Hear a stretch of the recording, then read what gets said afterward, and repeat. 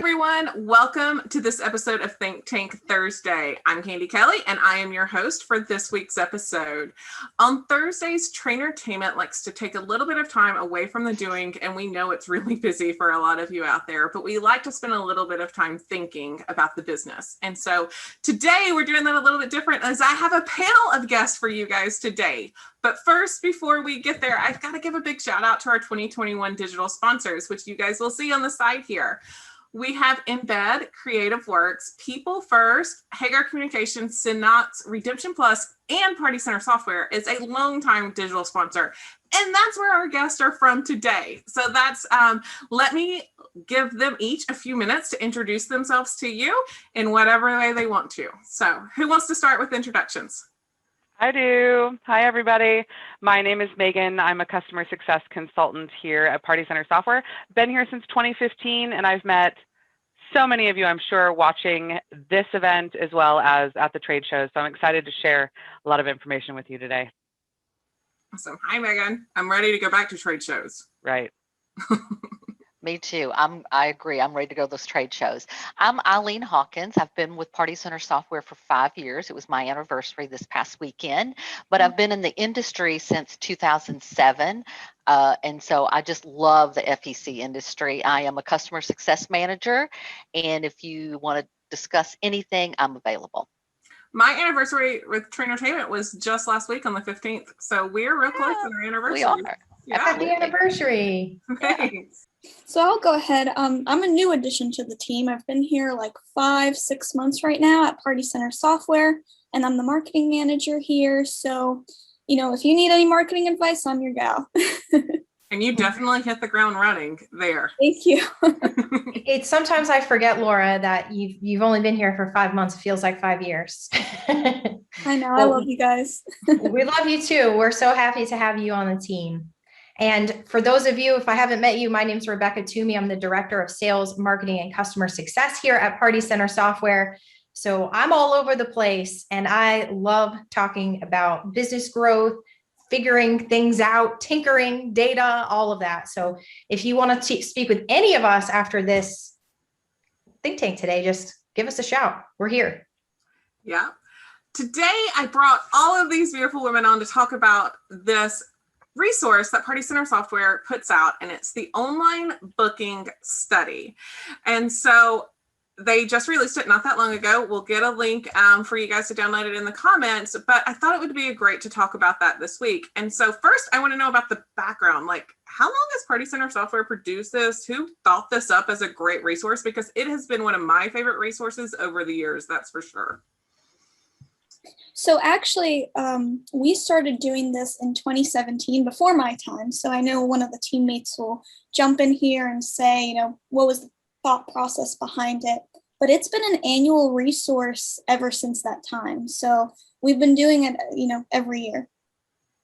Yeah, I'll jump in on this one. So we have 2007, 2008, 2017, 2018, 2019, and 2020. So we've got 4 studies now. If you want, you could actually download all of them and kind of compare for yourself to see how the industry has changed. But we wanted to put this out so that we could see what's going on with the industry. Obviously, we have some pretty great data on our end as far as when are people booking parties, when are people booking events, when are people making online purchases, all of the details behind that will really help you as a business owner, as you're making your marketing plans, as you're making campaigns, as you're putting advertising out there. It helps so much to be on time and targeting the right demographic. And I'll just throw this out there. I think we're probably going to end up talking about it again, but it's worth reiterating. When we started in 2017, things were trending up for mobile responsive. People like to use their handy dandy iPhones and Androids to find information about FECs. That has only grown every single year. So we'll talk about that a little bit more later, having a mobile friendly website, but that's something that really stands out amongst all these studies. Awesome. Well, we thought a lot about the fun way to present some of the findings from the study. So I asked that each of them prepare their favorite thing from the study and kind of talk about it from there. So I'm going to let them take it over from here and kind of go through that. And so we can highlight some of the things that the study revealed from this past year. Sure thing. So let me go ahead and share my screen here. You guys see it okay? Awesome. All right, so the biggest kind of overarching takeaway or highlight, when we look at the study as a whole, is the importance of building a digital arm of your business. So one data point that I'll start off with here is, as Rebecca mentioned, online booking has grown. And of course, if we look at this data, we look at 2020 versus 2019. Of course, 2020 was a very, very different year, and most folks would likely choose an online option to book their parties versus coming in-house, right?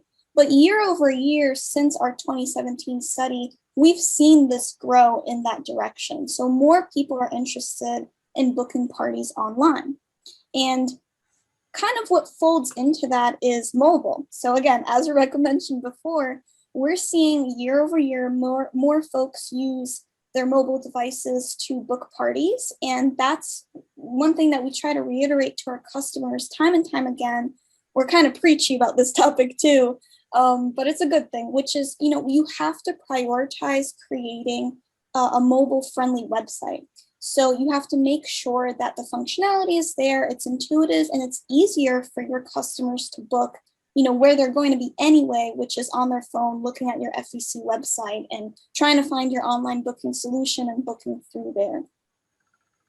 So this is super critical. And an important thing to kind of note here too, which a lot of folks tend to miss, is you have to test that mobile website on different devices. So of course, I know, majority of people have Apple phones, but we Android people are out here too. And sometimes that, yep, me too. So functionality is, sometimes it's a little bit different between the operating systems. So it's just a good practice to test it on each type of phone, each type of operating system, to make sure that it works the way it's supposed to work. Yeah, I'm a Google Pixel user and love that phone. Have no plans to change away, but yeah. Listen, same here. I'm too cheap to spend my coins on an iPhone. I have a Motorola. Make fun of me, but I like it. Laura, I couldn't help but wonder who that 0.1% was in the other. I wonder if there are some folks floating out there with those flip phones. If there are, I'm very envious. Yeah. I have two in my drawer. I miss it. I miss those days. Send me one, Eileen. I have two flip phones. One of them's lime green. P9 texting, where you just knew how many times you had to press each button to get the letter that you Exactly. needed for that Yeah. texting. Absolutely. Exactly. We won't be able to see a website from there, but Your thumbs hurt at the end of the day from texting and typing away on that thing. I had a Sidekick at one point. That was my middle school phone. But anyway, guys, so another thing that kind of folds into, who's booking online is, of course, that demographic. So ladies, women, they take the majority on that end of the spectrum. So this is very important when you're looking at what specific demographic you're trying to target online. And this will inform your marketing efforts, right? So if you know that moms are more likely to book on a Friday afternoon, they're trying to find something for their kids to do on a Saturday, well, that's a great time to, put that Facebook ad out there and schedule for it to go out at that time with a clear call to action and push those ladies to book a party at your facility. So that's sort of the trend that we're seeing. And one more thing I kind of wanted to mention before I pass this over to Eileen is we have a great resource and sort of a series of resources that will be coming out targeting different platforms and how to optimize those platforms for your business. So in December, we released how to use Instagram to grow your FEC party revenue. And this is a great resource. We kind of just go over how to optimize your profile, how to promote your content, and just, your offering on the platform. And next month, we'll be doing Facebook. So Facebook Pixel, how to, do the advertising on Facebook and so forth. So don't have that ready yet for you guys, but it's coming. So stay tuned. Is TikTok going to be in that series too? Might be. Yeah, I think down the line, we're definitely going to do that. So I just know it comes up on Pure Talk almost every week. People oh yeah, it's growing fast. Yep. So one of the stats. Oh, go ahead. No, go ahead. I was just going to say my son said I couldn't have TikTok, so I don't think I want it, to tell you the truth, but One of the stats you had was obviously who books by gender. And I may be putting one of you on the spot from 2017 since y'all have done this so long. Has that number changed any? Is it always about 80-20? 80% females to 20% males? Or has the population of males who are booking party increased any over the last 4 years? Do you know? To me, it kind of stays consistent, but I would have to actually go back to that 2017 study and check. But typically it is, 80-20. Yeah, it is normally 80-20. I would say also, I mean, to create this resource, I had to look at 2018. That was kind of the furthest that I went back. And you do see that pattern. We do find that men are kind of, I guess, seeing the light with online bookings and are slowly, doing that, but they're still more likely to book in-house. Interesting. Yeah. So I actually one of the do have facts, the, I'm sorry to interrupt you, Rebecca. One of the things, Candi, when you talk about just different genders, one of the things that we talked about in 2017 that I thought was really interesting was also the quantity of increases by state. How many party books just go through? I mean, we saw incredible growth in Utah, right? In 2017, I don't know if it was just a baby boomer year or how that came aboard, but that was another little fun fact. So each one of these pulls really cool stats depending on what part of the business, what part of the industry that you're looking to grow and what your revenue growth goals are. Sorry, Beck. No problem at all. I had just pulled up the 2017 study and it looks like we actually didn't include gender in that year. We added it in 2018 as a stat, but I've got something open here that's really interesting. We were just talking about mobile versus desktop versus tablet. 2017, 54% of people were using mobile devices to view websites, to view these pages in 2017, 54%. What was the, Laura, can you go back to the number from 2020 where we're at 80 to 70 something percent, 72%. So that's a pretty nice jump in the last 4 years, huh? One of the things that I suggest, we talked about this study a little bit on Pure Talk, is like, I asked how many people have gone through booking a party through, like you said, Laura, one of the devices. Like, yes, it's one thing to set it up on the back end. And we always look at our laptops and desktops as we're setting up that stuff as business owners, and very few people had raised their hands. And I was like, you guys go today, go and book a party using the mobile, because 72% of the people who are booking with you are going to use that mobile device. So how easy is it? How easy is it to find from your mobile homepage versus your laptop homepage? Absolutely. I think a lot of people will get a site that says, a website, maybe they work through Wix or something like that, and it says it's mobile friendly, but you actually have to optimize the mobile side of things because it does impact the menu bar. So even if your website is mobile friendly, check to see what it looks like, because you may need to actually go in.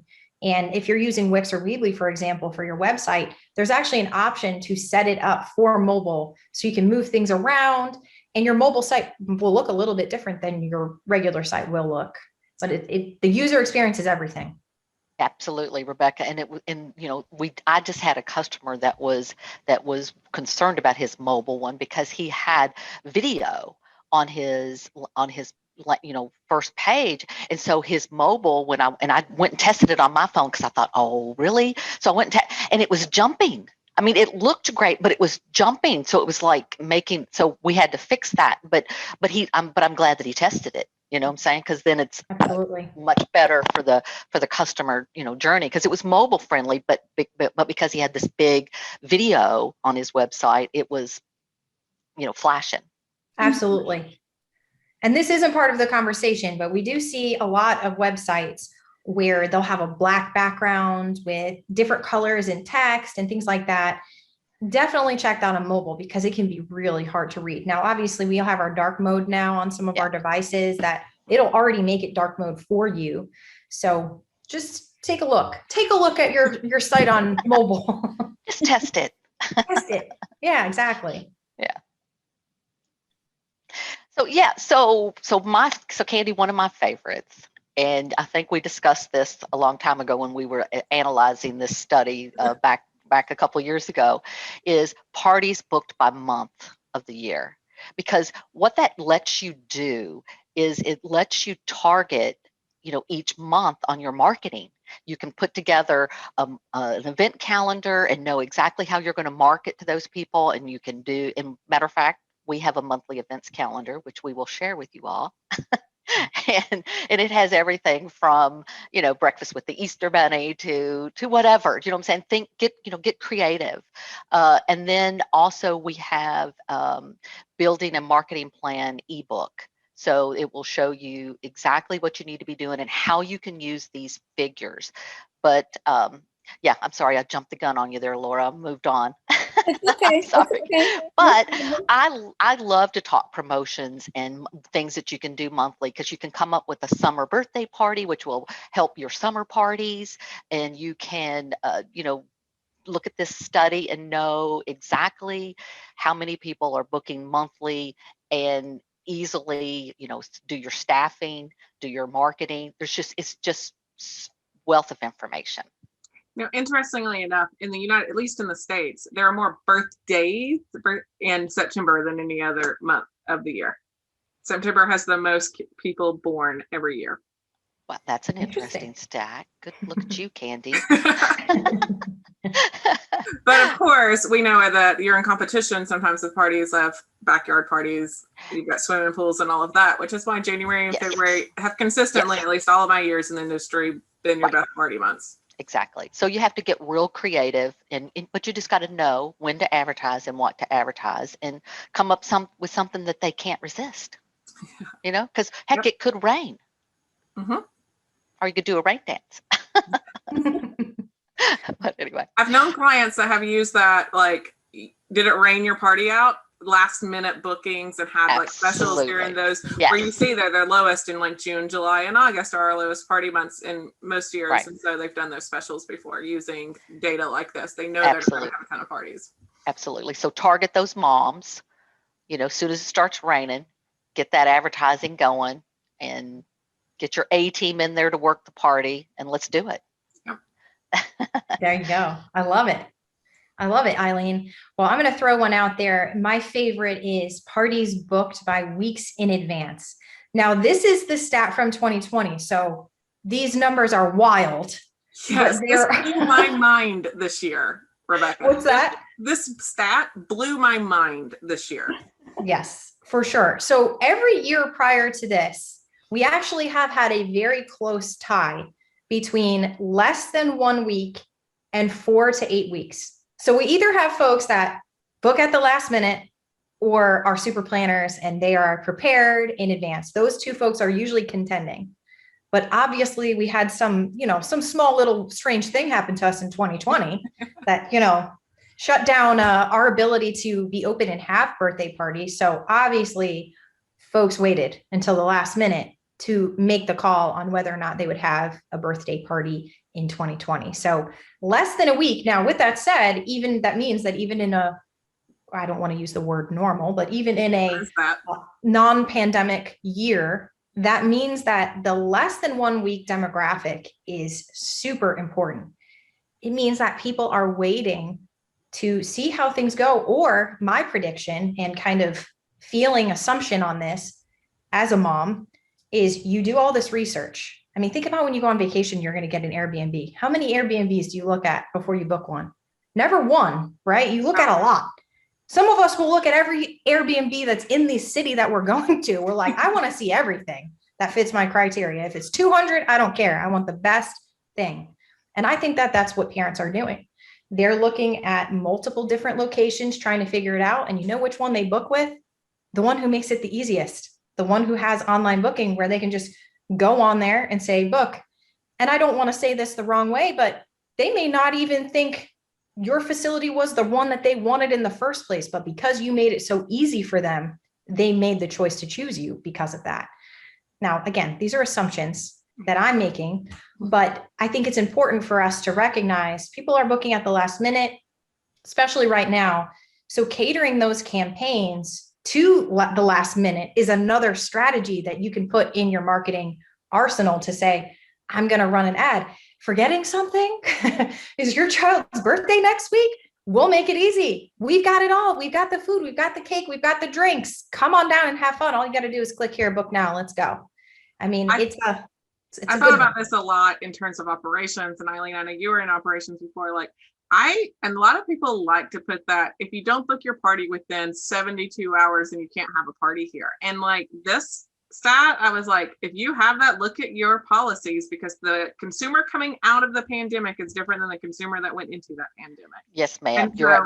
It may not, maybe you can't do everything. Maybe it's a yes, I can do, but you have a special package that's less than a week that, because party host and scheduling, I know all that gets hard, but you have to have something to offer them to make it easy for them if they want to book within a week. You can't just cut them off at the knees. Absolutely. Give them options, make sure that they know how far in advance they can book. So maybe you do decide, I'm not going to let somebody book 48 hours in advance. It needs to be, before that. That's fine. Because a lot of these folks, and from one of our other stats, I'm not even sure if we included it in this one, we also talk about the most popular day of the week. In 2019, it was on a Monday between 10 and noon. So it was almost like, I could just imagine it myself.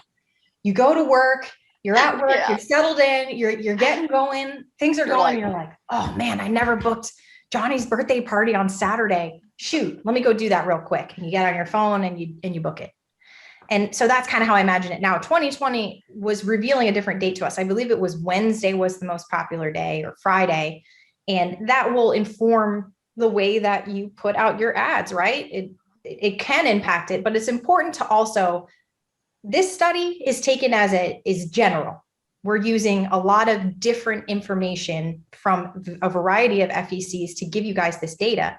You can track some of this data yourself and pull this information to see what your facility looks like. How far in advance are customers booking your parties and events, or what day of the week are you seeing bookings come in? Use that information to your advantage as you're planning your marketing campaigns. Yes, call me. We've got a report for it. We do. Call Eileen. She will help you.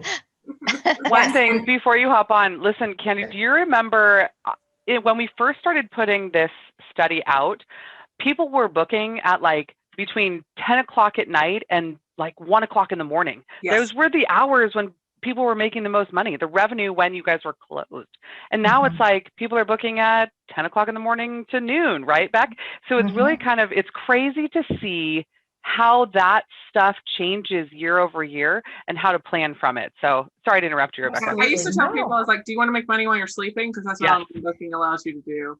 Like, absolutely. I'm that mom. I put my kids to bed, and I've done, like, we've talked about with my daughter, like what she wants and all that. And then I'm like, okay, we've made the decisions. And if I can't find like information online, you're probably off of my list. I don't have time to call you. I am that person that if I can't get it online, I don't know if I want. I'm looking at summer camps right now for my daughter, and there's a couple of locations that don't have any information online. I can't register online or figure it out. And I'm like, oh, I'm never going to call them. So I didn't even present them to her as options. I'm like, yep, but she's not going to go. Yep. See, you're like next. Yes. And we all do that, right? I mean, we've gotten very comfortable with the ease of having things at our fingertips. I just did that today. My husband and I decided we were going to order food to eat for lunch. Well, the app wasn't working. It wouldn't allow us to choose a date and time. And he goes, call them. I'm like, I'm not going to call them. Are you crazy? I don't have that kind of time. But I found a workaround. I logged in from the browser version and I was able to make it work, and had to submit to their app store to let them know their app wasn't working, kind of thing. But see what a disruption that is. It made me feel bad for them as a business. If I couldn't select the date and time to pick my sandwich, how many other people couldn't do the same thing? And just went on to someone else, didn't find the workaround because they didn't have time to find the workaround. Exactly. Most people will close it out, move on to the next. So just something to consider. And just to speak to this resource really quick, building a marketing plan for your FEC or event venue. This is a super comprehensive plan on how to build out your marketing plan. It includes a lot of layers to it, but there's a huge section on your website. And that's why we wanted to call this out. I know Candi will include this, but definitely go to our website and grab a copy of this, because it will really help to give specific areas where you can look and say, all right, I need to update this. I need to do this. I need to do this. Your little checklist of sorts. And then of course, building a playbook. We love anything process, documentation related, and building out your playbook. There's some really good stuff in this resource that can help out as you are planning and anything surrounding social media, marketing, sales, operations, this is your go-to. I had the luxury of taking a peek at Party Center Software's Playbook, and if you have any questions, these girls will be your go-to source because it is an amazing playbook. We love it. We live it. We dream it. We can't stop talking about it. And I'm going to hop in. One of my favorite things, Candi, I don't know how much you've seen through this, but where I was just amazed this year to see how people really pivoted, because it isn't just build it and they will come during a pandemic. This study is not just helpful for party statistics, but it really helped us learn more about the industry from a digital perspective, if you can imagine that. It had stats. So this is one of the informational pieces that we put in there about our online store. So an online store is a way to track not bookings, just things that you can pre-sell, like events to an Easter egg hunt because your facility opened. But we saw so much more revenue coming in from people that wanted to support those businesses when it came to birthday parties in a box or a virtual visit from Santa Claus, things like that, that just helped add money to a tip jar. I think, Rebecca, that was one of your biggest things. You saw people adding money, virtually adding just to tip someone through keeping their doors closed, keeping their revenue up, right? Absolutely. Yeah. Small business, supporting local, supporting small businesses was such a huge thing at a certain period during all of this. And a couple of our businesses said, please support us. We had to close our doors. Our employees aren't getting paid. And people went to that virtual tip jar and donated a lot of money to just help them out. So you never know. It's just, you got to think outside the box and be creative, but an online store is just another arm of your business where you can make some money. It is, and it's a great way to sell pre-admission tickets. If it's just to get them in your door, but it's also pre-admission tickets for fundraisers, or having a specific link that you can build for your local Girl Scouts or school groups or church groups or something like that, and you're selling pre-admission, so you know how many people to expect are going to walk through your door at this fundraiser. So you're pre-selling, you can do percentages, you can run your reports to see what part of that revenue you're going to give as the fundraiser. It's just a great way. And you can see, obviously, with the 2020, and as we started to kind of ramp back up, when we knew some of the facilities were opening, the numbers jumped. It's crazy to me that it had the opportunity, and there were so many people that opened their doors to say, thank you for supporting us just by buying nothing, or just a pre-admission online, because contactless is huge. Contactless payments, we're all using Apple Pay, Google Pay, tapping our credit cards, or prepaying for things before we go places, or buying food online. It's a perfect way to do it. Yep. One of the ways also, I know that some people had to open and they could only allow like the 10 people in this time slot. And so a lot of them talked about using your online store to pre-sell that playtime to that group. And then it was gone like that, and no one else could buy that time. Right. Well, also, Megan, you were talking about, getting creative. One thing that one of my customers used our online store to actually sell a Zoom birthday party with the princess.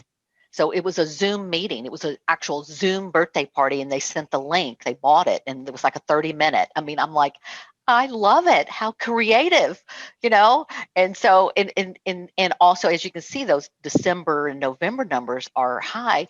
And the reason is because people still bought the gift cards because they're like, I know they're going to open.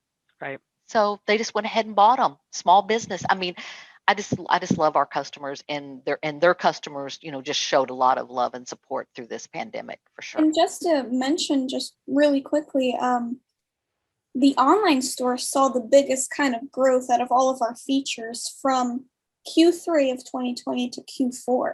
I mean, you can't see the numbers here, but it was a huge spike. So that was also really impressive that people just, focused on building up that store. Well, I think 2020 was a great year to force them to think of ways to use the store, because it has been a feature of Party Center software for quite a while now. I don't think many people utilized it to its full advantage, but I love what you said, Megan, about fundraisers, because I think people are always questioning, am I doing fundraisers the best way by forcing them to come in? Well, no, just create a link, create that purchase of purchasing the tickets. It's easy to track then in reports, and you can give it back. And then you don't have to worry about, you have a spirit night from 6 p.m. to 8 p.m. on this night when other people have soccer practice football practice, whatever, piano lessons, whatever else that their kids may have, and not be able to go to that.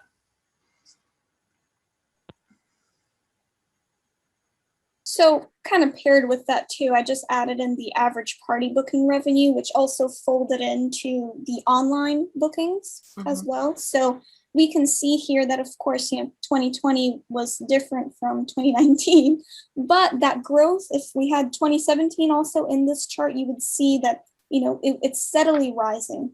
So that party booking revenue is definitely on a rise. It's Yeah, not and I want just to throw that something the out revenue. here. Check it out. 2018 and 2020 were on par, considering that the majority of folks were closed for the majority of 2020. I'd say that's pretty decent. And something else that I think that you guys have talked about already, Candi, and we see all over the FEC operators group and all over the place, and from our customers, is they're raising prices. They're raising the average cost of the party for a couple of reasons. It's weeding out some trouble for some folks, but also it's a different climate now, and folks need to, they need to make money, and they're realizing, wait a second, I have a lot more value than I had really been giving myself credit for. And they're not seeing any sort of pushback at all to these raising in the price of their party packages. So just something to consider. Yeah, and 2021, I mean, I'm talking with my customers and they're booking parties. I mean, it is not, I mean, its first quarter is doing really well. I mean, exceeding, so. It is. We've seen some crazy numbers, right, Yeah, Eileen? absolutely, we have, for sure. And they are raising their prices because they're doing less people, private events, and they're, they have to charge for the value of their space. So, Megan, I'm sorry. You were going to? No, not at all. Thank you, Eileen. I was just Rebecca kind of touched on it, but one of the things that I saw in 2020 is partly why I think, obviously for some reasons, why the revenue was smaller, but I think it's also because the group bookings had smaller quantities of people. So instead of it being a flat fee per guest, it's now here's a cost for up to 6 people or up to 8 people. So the cost was a little bit less. You might have not received a slice of pizza with it, but the value was still there. So the cost point might have been a little different too, where you see such a revenue drop. Absolutely. We had a bunch of customers who just flipped. They went along with how the market was going and said, all right, well, we can't have 30-person parties or 20-person parties. I'll make a package that's for 6 people. Yep. I saw a lot of people packaging for that. So I can't wait for the 2021 to come out, because I do think 2020 forced people to look at their pricing. We talk about pricing a ton on Peer Talk about how this industry kind of felt stuck, and it is a huge value that we're offering. And, if you look at other industries and the percentage that they've gone up and what they offer, and then people would talk about on Peer Talk, I haven't raised my price since 2015. And we're like, do it now, go do it. So I'm interested to see what 2021 will bring for that per. And, there's lots of ways. Rebecca, I know that you love data. And so I know that sometimes people just look at, well, I may have less parties.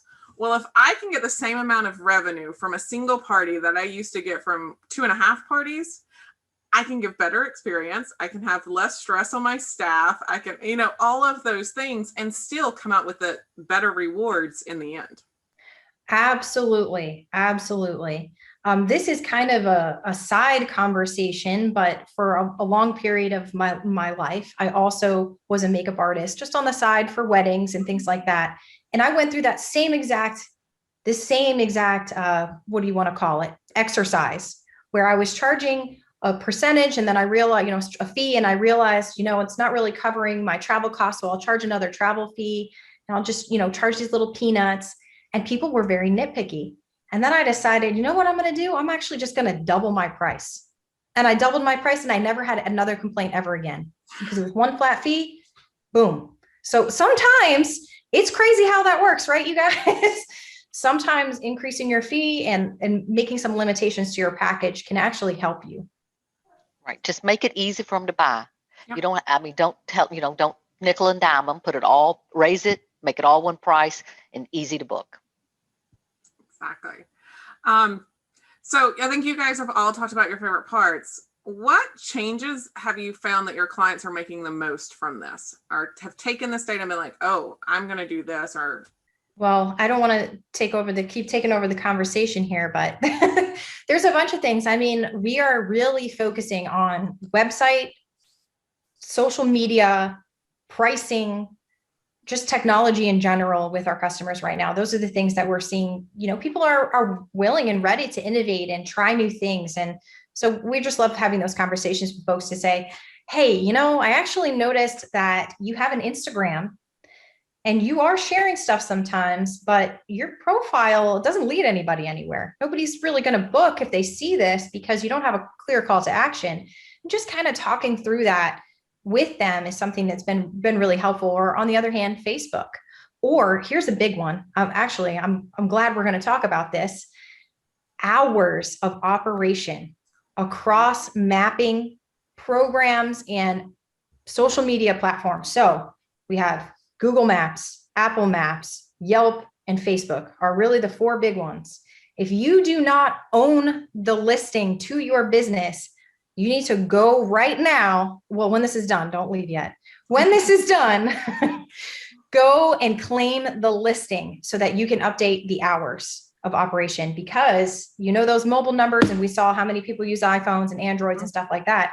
That means if someone's going to come to your business, they're going to click on Apple Maps and they're going to look you up and they're going to hit directions and they're going to drive there.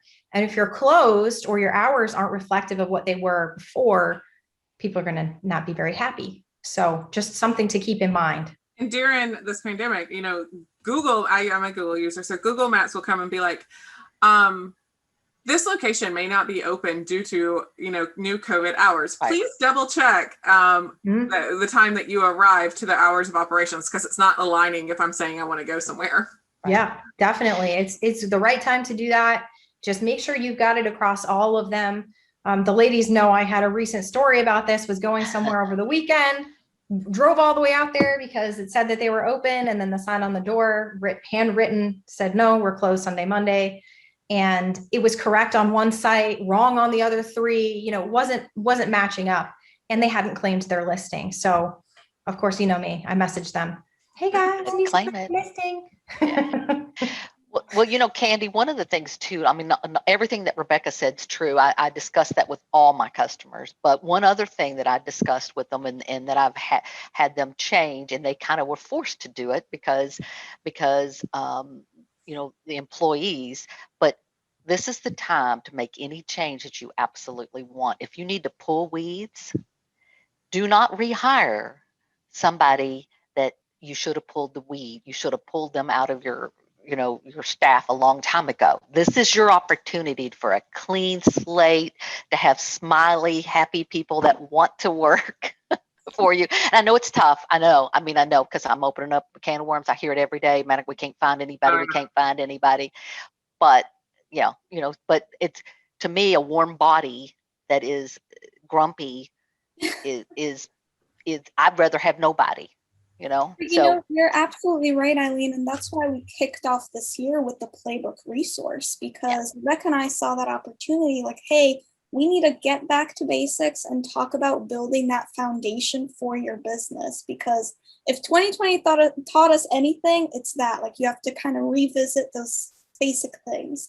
And one other thing I wanted to add on Rebecca's note about social media, we've seen a lot of customers talk more about their cleaning procedures, how they're keeping customers safe at their facility. Actually, our CEO, Scott, shared something the other day, a TikTok video that a customer filmed of their facility staffers, cleaning the facility, and they made it like a fun musical type thing. So that's, talking about TikTok, hey, that's a great platform to, kind of showcase some of the things that you're doing behind the scenes. And people love that stuff. I mean, how do you cook your, special for that day, and all sorts of like behind the scenes stuff. Social media, I mean, pretty much every platform, especially IGTV, especially TikTok, is where to post that content. Awesome. I loved this conversation because it highlights how you guys collected all this data, and data is only as good as the actions that it inspires. And so this conversation has shown that you can take that data to alter the actions of how you do your marketing. How do you staff? How do you make sure when someone needs to be there to answer your phone? How do you do when do you push out your social media, just normal messaging and all of that stuff? And so I love that it highlights how you can alter actions, because data for data's sake is just vanity metrics and it does no one any good. So, and also it highlights that Party Center software is so much more than an online booking solution. Yay, we agree with that. We definitely, we feel it to our bones. We are definitely more than that. We are business builders at the end of the day, at the beginning of the day, and all throughout the day. That's what we live and breathe, right, guys? Right. I mean, we're all about how can we help somebody build their business, no matter where it is. And it doesn't even have to be a conversation about software. We're happy to talk about operational things or staffing, anything that's related to growing your business. We're all passionate about that. And I think that's what really matters, right? We're all growing and working together. And as a newbie, I can attest to the fact that we have one of the best teams in the industry. I mean, our CSMs and our wonderful sales folk, they're so dedicated to just seeing, folks in the industry win, especially after such a tough year. And I know that's why we're such great friends with TrainerTainment, because that's what you guys do too. Yep. And it's like so, powerful. And we just really care about everybody. We care too much. No such thing as that. That's true. All right. So I think most of you are familiar enough with ThinkTank to know how we end this. And so each of you need to answer the question. And so the signature ThinkTank question is, what do you do on a consistent basis to grow yourself and others? And it can be a two-part question. You can say, for myself, I do this, for others, or maybe lumped all into one thing, what you do. And so you guys can take your turns and answer that for us. Well, I see Megan off mute, so I don't know if she wants to go first or not. Or Meg, did you want me to jump in first? Go ahead, Becca. All right. So for myself, the thing that I do to grow on a consistent basis is I have a mentor. I don't know what I would do if I didn't have a mentor. I guess I'd have to talk to myself, and that wouldn't be very productive, would it? So when I've got things going on or I can't figure something out, I actually have a couple of different mentors for different variety of issues. I go to that mentor and I just, it has to be healthy. It's not about venting. It's about, I have this problem. I'm looking for a solution, or maybe it is just a little bit of head trash and they help talk me through that. So that's what I do from that perspective. That's helpful. What do I do to help others grow? Well, I guess I'll have to have my team jump in to see if I'm helpful at all, but I try my very best to stay as positive as I can and to always look for that silver lining, to always look for, well, what could happen if we do this instead? So if we have a challenge that we're up against, all right, well, how are we going to find a way around this? I recently watched a woman, she was actually giving parenting advice, and she gave a really good tip. She said, when I'm having a really hard day and I feel like just melting down, or I feel like crying, or whatever the situation is, I take 20 minutes to myself. And what I do in that 20 minutes is I don't go to the crying part. I say, I'm going to put my best in for the next 20 minutes. I'm going to do my best work. And at the end of that 20 minutes, I still feel terrible. Then I can go cry. But I've never done that, because at the end of 20 minutes, I feel better. And so maybe that's some advice that we can take along with us. Awesome. Who's next? One of the things that I really share a lot with my family is our own relationship in our religion. So as we kind of grow, the prayer helps me grow on a daily basis. And I know it's okay to say that in these types of groups. And then within the industry, I really, not because Rebecca's here, I really do feel like we are a team. And I think that that's great, because it's not just, me being in the consultancy sales role, it's not just me trying to sell something to someone. I need to learn their goals, what they're trying to accomplish with adding a booking solution or whatever it is. And are we going to be the right fit? So it's been me learning how to help others help themselves, I guess you can say, because then I learned from it. It worked for this person.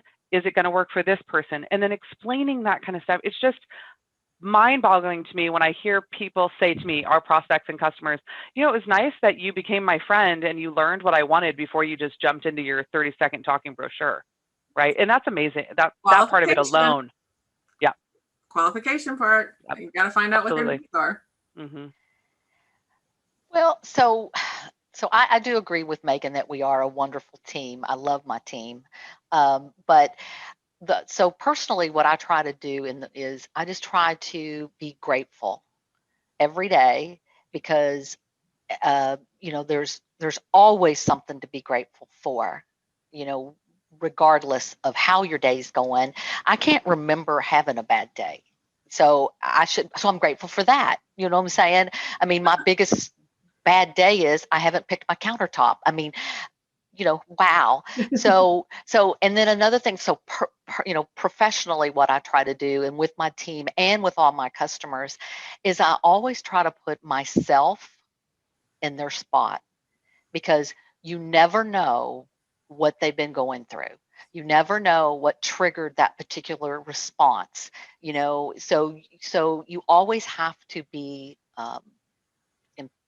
just be generous with your time and put yourself, in their spot. Try not to judge. So that's what I try to do on a daily basis. I love that. We really are a great team, guys. So for me, I remember Beth talking about this at the first TrainerTainment virtual, I think, clinic that I went to last year, and it's about her power hour. Yes. And that she's not willing to compromise on her power hour. And I love that. And that's something that I've kept. Sometimes it's a power half hour or a power 20 minutes, but that's something that I've kept for probably like 2 years now. And it's pretty consistent. I do it a couple times a week at least. And what that does for me is it's my personal time with God. I do my devotionals, I journal, and it just kind of clears my mind, because my mind is already racing at night and first thing in the morning. So giving that time to myself, that self-care, it really does help. And I think it also sort of helps at work too, because I prioritize serving. Like, I want to serve my team and be there for when folks just need a good chat. I mean, Rebecca and I, our one-on-ones are like 2 hours, because, we do our work, we do what we have to do. And then afterwards, we're kind of just like talking about life. And I just want to be there for my team and just make sure that if the CSMs need me, I'm there. I produce whatever they need. If the sales folks need me, I'm there. I do whatever I need for them.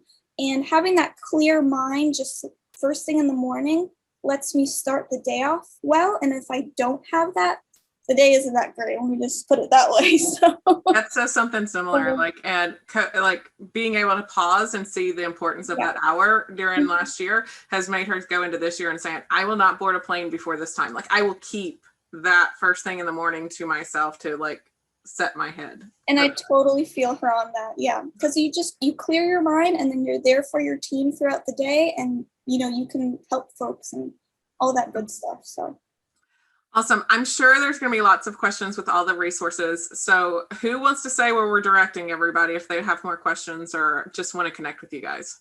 So the easiest place is partycentersoftware.com. On there, you can navigate to the resources tab. We have all of our ebooks, all of our on-demand webinars, and any upcoming webinar that you'd like to register for. You can also go over to the blog tab, check out the blog. We post like 3 times a week. So there's a lot of great content on there as well. I know you guys are like super content creators.